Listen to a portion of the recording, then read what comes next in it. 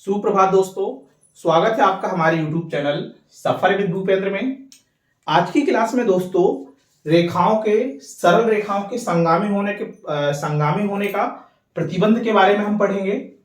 यदि दी गई रेखाएं हमारे पास हों तो तीनों रेखाएं आपस में संगामी किस तरह से होंगी या रेखाओं के संगामी होने का प्रतिबंध क्या होगा, हम उनके बारे में देखते हैं। चलिए प्रारंभ करते हैं आज की क्लास को। सबसे पहले आप ये देखेंगे कि जब रेखाएं कुछ इस तरह से आपके दी गई हों, जैसे पहली रेखा का समीकरण आपका कुछ इस तरह से है a1x b1y प्लस c1 बराबर 0। दूसरी रेखा दे रहा है, इसे आप समीकरण नंबर 1 दे दीजिए। दूसरी रेखा है सरल रेखा a2x plus b2y plus c2 बराबर 0। ये सरल रेखा दूसरी सरल रेखा है। और तीसरी सरल रेखा आपकी कुछ इस तरह से a3x plus b3y plus c3 बराबर 0। ये तीनों सरल रेखाएं आपस में दी गई हैं और कह रहा है कि दी गई तीनों रेखाएं आपस में क्या है, संगामी रेखाएं। क्योंकि संगामी रेखाएं हैं, संगामी रेखाएं हैं। कंडीशन दे कि रेखाएं कैसी हैं, आपकी संगामी हैं, तब आपको देखना है कि प्रतिबंध क्या बनेगा। तो देखिएगा, सबसे पहले आप क्या लिखेंगे, x के गुणांकों को। यहां पे x का गुणांक क्या है आपका a1, यहां पे x का गुणांक क्या है a2, यहां पे x का गुणांक क्या है आपका a3। यहां पे देखिएगा y का गुणांक क्या है b1, दूसरी रेखा में y का गुणांक क्या है आपका b2, तीसरी रेखा में y का गुणांक आपका क्या है b3 है। यदि आप अचर पदों को देखें तो अचर पद आपका क्या रहते हैं, कांस्टेंट पद रहते हैं। ठीक है, तो कुछ इस तरह से बनेगा आपका प्रतिबंध a1 a2 a3 पहले कॉलम में, दूसरे कॉलम में आएगा b1 b2 और ये b3, और तीसरे कॉलम में आपका क्या आ जाएगा 1 1 1 आ जाता है। और इसका मान सारणिक को आप किसके बराबर कर देते हैं, 0 के बराबर करेंगे। और जैसे ही आप इस सारणिक को 0 के बराबर करके आप सॉल्व करेंगे तो आपको क्या मिल जाएगा, एक प्रतिबंध प्राप्त होगा। और वही प्रतिबंध आपका रेखाओं के संगामी होने का प्रतिबंध कहलाएगा। ठीक, तो देखिए, यदि सरल रेखाएं दी जाए और आपसे पूछा जाए कि सरल रेखाओं के संगामी होने का प्रतिबंध क्या होगा, तो आप कुछ इस तरह से रेखाओं के संगामी होने का प्रतिबंध बड़ी आसानी से आप निकाल पाएंगे। इस पर आधारित हम 1 से 2 क्वेश्चन देखते हैं। चलिए देखिए,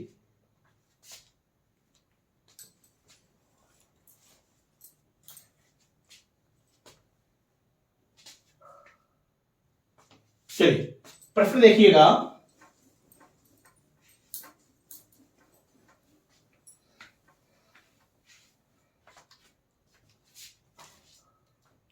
प्रश्न है आपका लैम्डा का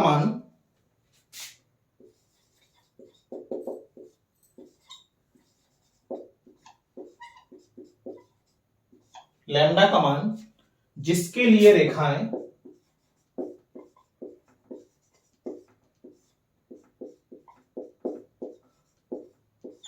जिसके लिए रेखाएं 3x प्लस 4y बराबर 5, 3x प्लस 4y बराबर 5, 5x प्लस 4y बराबर 4, 5x प्लस 4y बराबर 4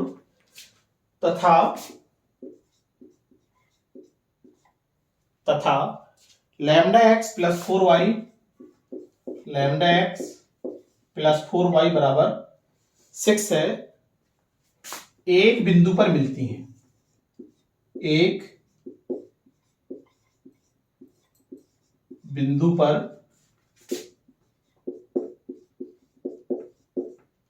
मिलती हैं। ठीक है, चलिए आपको क्या निकालना है, लैम्डा का मान निकालना है। ऑप्शन आपके सामने कुछ इस तरह से हैं। पहला ऑप्शन है 2, ऑप्शन बी है 1, ऑप्शन सी है 4 और ऑप्शन डी है आपका तीसरा। कह रहा है लैम्डा का मान निकालिए जिसके लिए रेखाएं, पहली रेखा, दूसरी रेखा और तीसरी रेखा कह रहा है एक बिंदु पर मिलती है। देखिए उसने डायरेक्ट संगामी ना पूछ के डायरेक्ट इनडायरेक्ट तरीके से कहा है कि तीनों रेखाएं कहां मिल रही हैं, एक बिंदु पर मिल रही हैं। एक बिंदु पर मिलने का मतलब होता है ये रेखाएं कैसी हैं आपकी, संगामी रेखाएं हैं। ठीक है, तो देखिए उसने डायरेक्ट ये नहीं कहा कि रेखाएं कैसी हैं, संगामी हैं, लेकिन उसने एक पॉइंट बोला है ये तीनों रेखाएं आके कहां पे मिलती हैं, एक बिंदु पर प्रतिच्छेद करती हैं या किसी एक बिंदु पर आके मिलती हैं। तो कह रहा ऐसी स्थिति में बताइए लैम्डा का मान क्या होगा।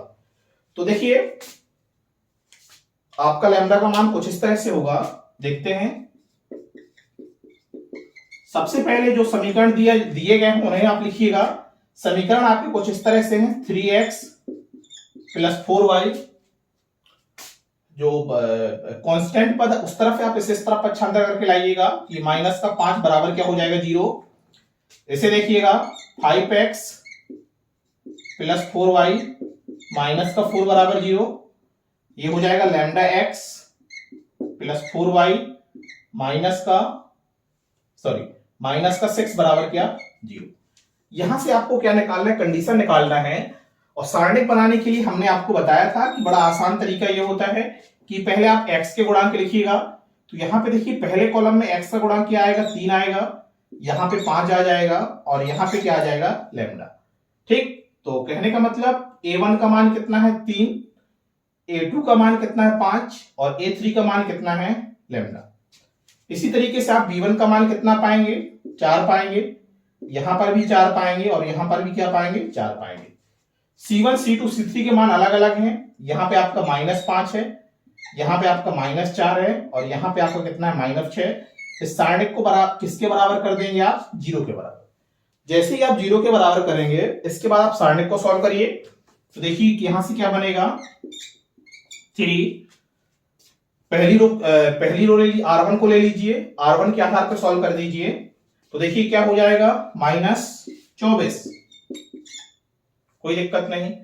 और माइनस कितना, 4 चौको 16, माइनस चिन्ह यहां से, तो प्लस का कितना आ जाएगा, 16, प्लस फिर माइनस का 4 मिलेगा। इसे सॉल्व कर दीजिए। तो इसे इस तरह से वो करेंगे तो पहली पंक्ति और दूसरे कॉलम को आप ढकेंगे तो आप ये पाएंगे कितना, -30 और ये प्लस का 4 लैम्डा। माइनस का 4 लैम्डा मिलेगा, बीच में माइनस चिन्ह, तो क्या आ जाएगा, प्लस का 4 लैम्डा। कोई दिक्कत नहीं। यहां पे देखिए प्लस माइनस का 5 आएगा। इसे सॉल्व करिए। जब आप इसे सॉल्व करेंगे तो यहां पे ये पाएंगे, इसे रखिए तो ये मिलेगा 4 पंचे कितना, 20 और यहां पे हो जाएगा कितना, -4 लैम्डा। इसे किसके बराबर आप करेंगे, 0 के बराबर।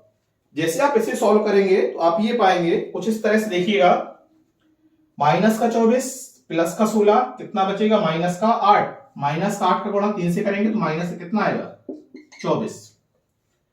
माइनस का 4 आप 15 गुणा करिए तो आप ये पाएंगे कितना, 30 गुणा 4 120 और ये हो जाएगा -16 लैम्डा। कोई दिक्कत नहीं। -5 आप अंदर गुणा करेंगे तो ये पाएंगे आप -100 और प्लस का कितना, 20 लैम्डा। कितना आ जाएगा, 20 लैम्डा बराबर ये किसके, 0 के बराबर। यहां पे देख लीजिएगा बाकी के सवाल। यहां पे देखिए कितना मिला, -24, -24 -100 कितना, -124 और प्लस का कितना, 120। तो कितना मिला, सिर्फ 4 मिला, -4। लैम्डा वाले पदों को देखिए, यहां से कितना मिल रहा है, प्लस का 20 लैम्डा और माइनस का 16 लैम्डा। तो कितना मिलेगा, प्लस का 4 लैम्डा बराबर कितने के, 0 के। ठीक है, कोई दिक्कत नहीं। यहां से आप पदों को पक्षांतर करेंगे तो आप पाएंगे 4 लैम्डा बराबर 4 और लैम्डा बराबर कितना मिल जाएगा आपको, 1। तो यही तो पूछ रहा था कि लैम्डा का मान बताइए जिसके लिए सरल रेखाएं किसी एक बिंदु पर मिलती हैं।